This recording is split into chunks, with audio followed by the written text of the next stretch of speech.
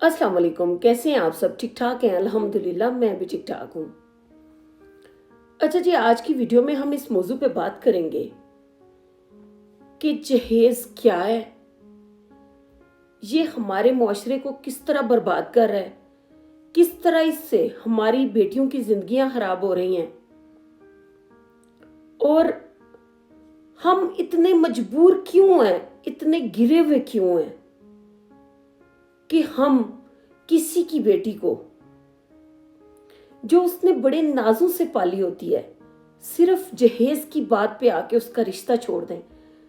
आपको शायद इस बात का एहसास नहीं है कि एक बेटी को जब ना करके जाता है ना कोई, तो उसके दिल पे क्या गुजरती है। ये हमारे मुआशरे का इंतहाई गंदा और घिनौना मसला, लेकिन अफसोस हम सदियों से इस मसले का शिकार हैं और आज तक इस मसले से छुटकारा हासिल नहीं कर सके, सिवाय बातों के। बातें हमसे जितनी मर्जी करवा लें, हम तबलीग बड़ी अच्छी करते हैं, अमल नहीं करते। हमने कोई मैसेज कन्वे करना हो, हम बड़ा फैला लेते हैं, हमारा ईमान इतना ही मजबूत है। लेकिन जब अमल करने की बात आती है तो हमसे कुछ ना पूछा जाए, कोई भी उस पे अमल करने के लिए तैयार नहीं होता। बहुत कम लोग हमारे मुआशरे में ऐसे हैं जिनको इन चीजों से कोई मतलब नहीं। बाकी सब तो ऐसे हैं कि जैसे उन्होंने कभी कब्र में जाना ही नहीं। ईमान उनका ऐसे है कि जैसे खत्म हो चुका है। इधर आज मुझे ये मौजू क्यों मेरे ज़हन में आया, मेरी एक दोस्त का फोन आया ना, तो उससे मुझे उसकी वो पुरानी बात याद आ गई। तो मैंने सोचा कि आज आपके साथ ये बात शेयर करूंगी। जब मैं पाकिस्तान में स्कूल में जॉब करती थी, तो वहां मेरे पास जब मैं घर से वापस गई तो एक लड़की का फोन आ गया। वो मेरे जानने वाले थे, लेकिन इतनी गहरी दोस्त नहीं थी। मुझे कहती है, आपी आप मुझे जॉब पे लगवा सकती हैं?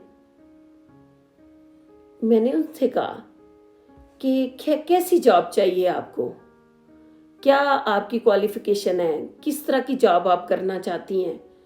तो वो मुझे कहने लगी कि आप मुझे टीचिंग की जॉब लगवा दें, प्लीज सुबह ही आप कुछ कीजिएगा। मैंने उनसे कहा कि ऐसा कौन सा मसला सर पे आ गया, मैंने तो सुना था कि तुम्हारी शादी होने वाली है, तो तुम शादी करवाओ, आप जॉब के चक्करों में क्यों पड़ रही हो? तो वो मुझे कहने लगी कि आपी कल हमारे घर रिश्ते वाले आए थे, सारी बात तय हो गई थी। उन्होंने पहले बातों ही बातों में मेरे वालिदैन को इस बात का मेंटली तौर पे आमादा कर लिया था कि हम इस रिश्ते के लिए तैयार हैं।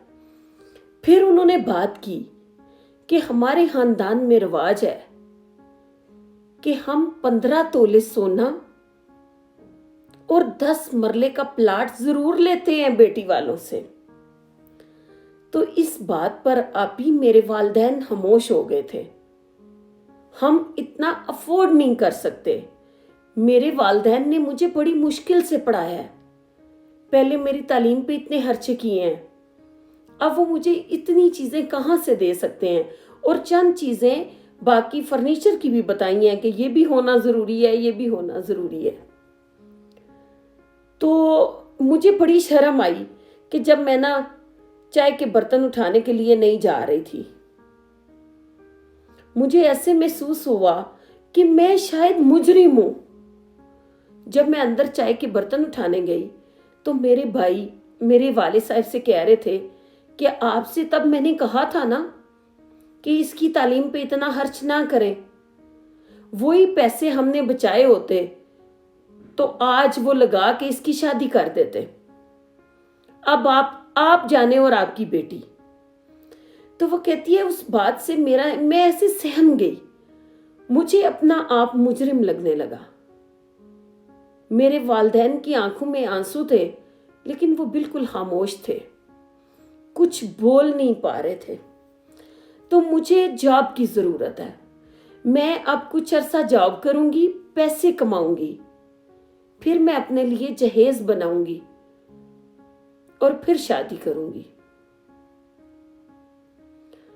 تو سوچیں، جس لڑکے سے اس لڑکی کی شادی ہونی تھی وہ بھی ساتھ آیا تھا۔ جب اس کے والدین اس موضوع پر بات کر رہے تھے وہ چائے پی رہا تھا، اور جب اس کی ماں نے یہ ساری ڈیمانڈز کی وہ خاموش تھا۔ کیوں ہماری غیرت وہاں پہ نہیں جاگتی؟ ہم کیوں وہاں پہ بولتے نہیں ہیں اپنے پیرنٹس کے لیے سامنے بھی کہ بھئی ہمیں ان چیزوں کی ضرورت نہیں ہے، ہمیں ایک اچھی بیوی چاہیے، ایک اچھی خاتون چاہیے؟ کیوں ہم نے اپنے معاشرے کو اتنا گندا کر دیا ہے کہ اب ہماری بیٹیاں اس وجہ سے باہر نکل کے جاب کریں؟ تو آپ خود سوچیں کہ اس باپ کے اوپر کیا گزر رہی ہوتی ہے ہمارے لیے لمحہ فکریہ۔ ہمیں اس بات پہ سوچنے کی ضرورت ہے۔